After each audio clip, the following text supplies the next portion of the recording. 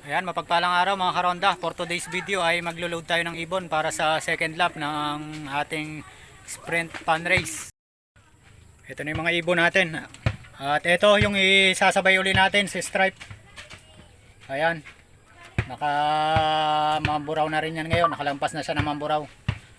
At ito yung entry natin. Ayan. Medyo tumambay lang siya noong nakaraan. Nagulat sa akin kaya umispeed lang siya ng 750 plus. Itong nasa likod, yan siya. At itong si Tisoy. At ipapasabay ko rin yan. Nakadalawang pasabay na siya. Sayang, wala tayo, hindi natin nakumpleto yung ating iloload. Nawala si Balong. Ito na lang uli yung ating iloload. At mabuti at may mga pasabay ako para pag nagkaroon uli ng race ng tawid dagat, meron na tayong i-entry uli. Ayan, si Stripe at si Tisoy. At yan, at huliin ko na muna, ilalagay na muna sa karton at doon na tayo magkita-kita sa loading station. Ayan. Load na natin si UMF natin. At nakakalit na rin tayo ng sticker. Dapat mo dito.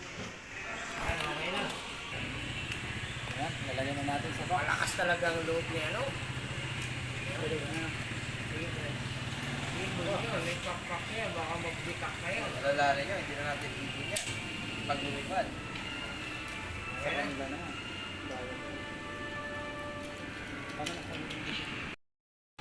Ayan mga karonda, abangan na lang.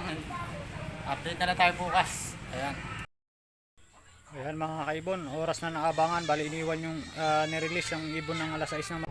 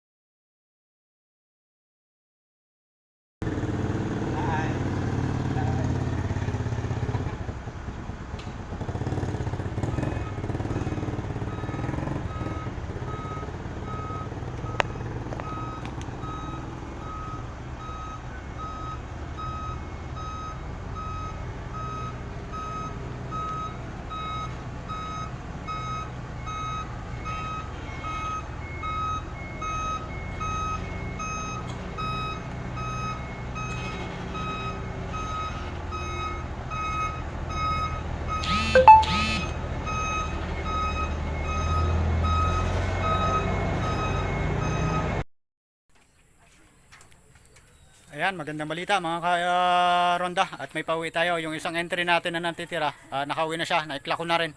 At bali dalawa yung in-entry natin, si Balong nung nakarang first lap nga ay nawala. At ngayon second lap, ito, binitaw ng Abra de Ilog, nakauwi siya. Bali nag-speed na lang siya ng 467. Pero salamat pa rin at nakapag-clock tayo kahit papano, cut off na rin. Ay nakapauwi. Medyo mahirap yung pauwian ngayon. At di ko lang alam kung ilan na yung nakapag-clock, pero malalaman natin sa susunod na mga update. At tingnan muna natin yung ibon.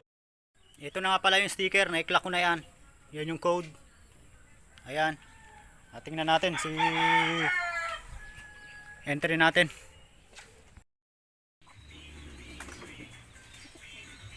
Ayan, nandito na rin si Tiso, yung ating pasabay. Galing Abra. Nandito na, nakapahinga na. Umalis ako na malengke. At pagdating ko, nandito na pala siya. Nakapahinga na. Ayan. Ito na si 48 yung entry natin na nakatapos ng first lap at second lap ng sprint race ng UMF. Sa first lap, ang naging speed niya is 756. Naging pang 18 tayo sa standing. Sa out of 70. Naging pang number 18 tayo. At sa second lap, speed na lang siya ng 467. Pero sa liparan na yon, maraming hindi agad nakauwi dahil medyo naging mahirap yung pauwian. Dahil sumisimoy na yung amihan at ang lugar na pinagbitawan ay maraming limbas. Kaya medyo nahirapan kahit yung mga naging mabibilis nung una ay hindi rin agad nakapauwi. Yan, medyo nakapahinga na siya at ilang araw na rin nang natapos yung second lap. At salamat at nakatapos siya ng second lap. Sa first lap, nag number 18 tayo at sa second lap, pang 9 sa overall. Masaya na rin kahit ganun at ito namang mga ibon na to ay unang mga lipad nila sa mga lugar na pinagbitawan. Kaya natutuwa na rin ako at sumasabay. Ito siya yung ating C48. Nilagyan ko siya ng barako ngayon dahil pang motivate sa darating na tawid dagat. Nasa 100 plus kilometer air distance. Tawid dagat na po yon. At sa first lap ng Mamburao, speed siya ng 756 sa overall pang 18 siya. At okay naman na, masaya na ako doon at nakapagpauwi. At dahil yung mga ibon naman na to, katulad to si 48, unang bitaw lang yan, nag-start na Santa Cruz, pinang Mamburao ko na, tapos pagkatapos ng Mamburao, abra na, rekta na ang naging lipad nito. Ayan, sa second lap, umispeed siya ng 467. Medyo natutuwa na ako dahil pang 9 siya sa overall. Dahil medyo mahirap yung pauwian sa second lap. At ang minimum na speed ay 600, bali isa lang nakapag-clock. Point something lang ang naging kasobrahan niya sa 600 na speed. Kaya kinocongratulate ko yung ating nanalo si Sir Darrell Sahot. Siya yung nag-champion. Siya yung nanalo at siya ang nakakuha ng mga premyo at magaling yung kanyang ibon.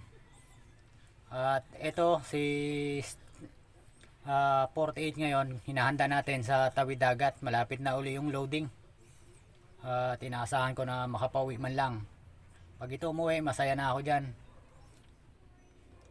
Ayan, may barako na kasama ngayon, pinapang motivate ko siya. At itong sinasabay ko, pinapasabay, ito. Yan, si Tisoy. Ayan, entry ko na yan sa Batangas dahil hindi na tayo pwede magpasabay. Ayan. Dalawang pasabay, Mamburao at Abra, natapos niya.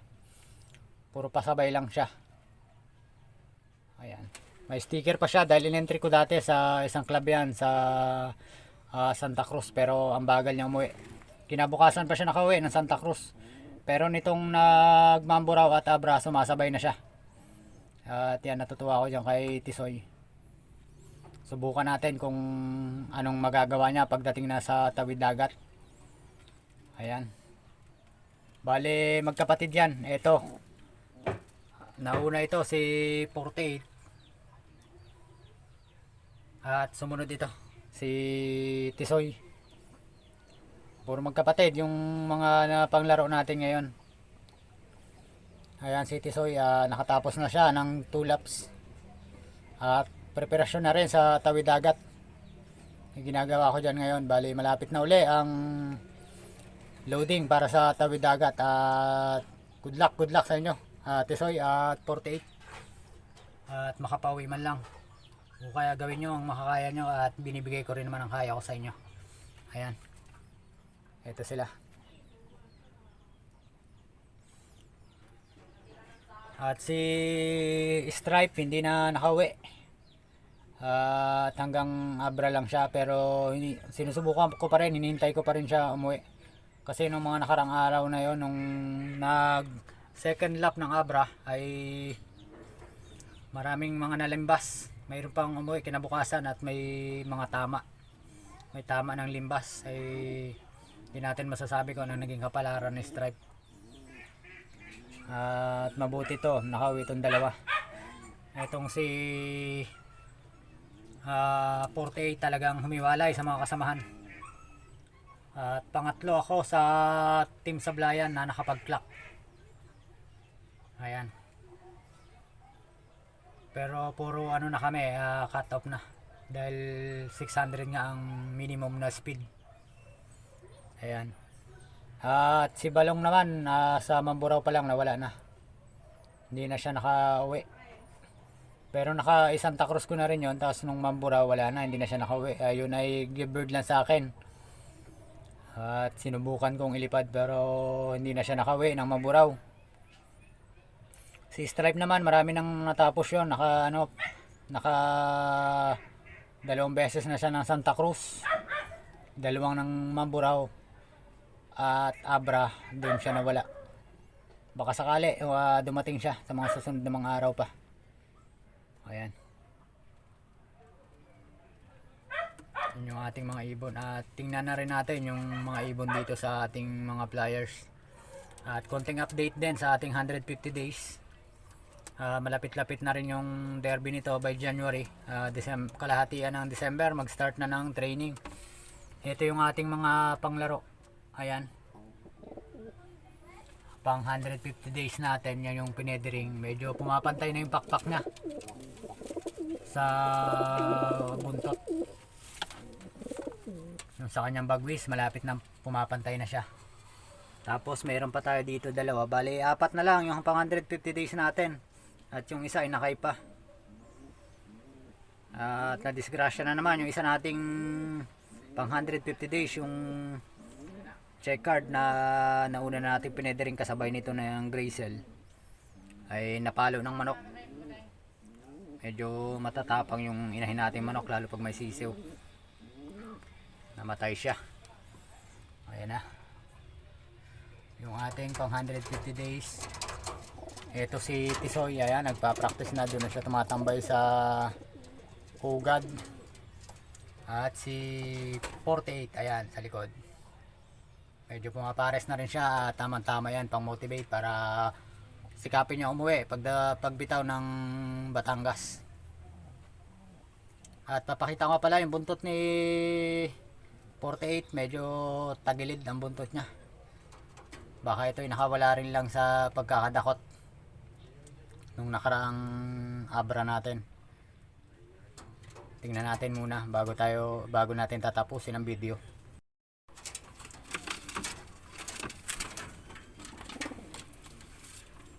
Ito na si 48. Ayan, good na uli ang katawan niya. Recover na. Ito siya. Ayan. Kinukondisyon na uli natin para sa tawid dagat. At yung kanyang buntot talagang nalagas. Kalahati na lang ang buntot niya. Sa Mamburao pa lang medyo nasira na ito. Tapos yung Abra. Ayan. Ilang peraso na lang ang kanyang buntot. Pero sinikap niya makauwi ng Abra. Sa Mamburao pa pala ito, nasira na yung buntot niya. Hindi ko alam kung dinakma o ng tao o ng limbas. Kaya medyo siguro dali-dali na to pagdating ng Abra. Nagmadali na siya umuwi. Ito siya. Ayan. Yan si 48. Meron siyang isang puti sa pakpak. Ito siya.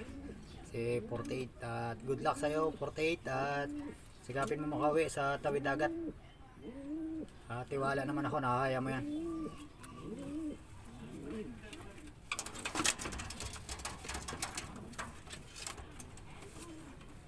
Ito si Tisoy. Maganda-ganda na yung katawan niya. Mas recover siya kumpara nung sinama natin siya sa Abra de Ilog. Medyo payat siya noon pero ngayon maganda yung kondisyon niya. Tumaba-taba na. Taba-taba na yung katawan niya kumpara dun sa dati. Ayan. Si Tisoy ang pasabay ng Mambo Raw Abra. At good luck Tisoy at tawid dagat na liliparin mo. At bago ko nga pala tapusin yung video ay gusto ko muna i-shoutout yung mga kasamahan natin na mga karonda sa team SPRC, UMF Sablayan, MFCU, at sa inyo lahat mga karonda. At lalo na kay Sir John Ray Garcia, shoutout sa iyo, nagpapa-shoutout siya kay Forbes Loop TV. Padalawin po natin yung Forbes Loop TV. Kasama ko po sa lipad yon. At magaling yung kanyang mga ibon. Mabibilis. Ayan, at CJK Loop, pasyalan na rin po natin yung kanyang channel. At magaganda po at mabibilis ang kanyang mga ibon. Ayan, hanggang dito na lang po ang ating video. At maraming salamat. Hanggang sa muli. At antabayanan po natin. Magsama-sama tayo sa sunod na video para sa tawid dagat. At good luck kay Tisoy at kay 48.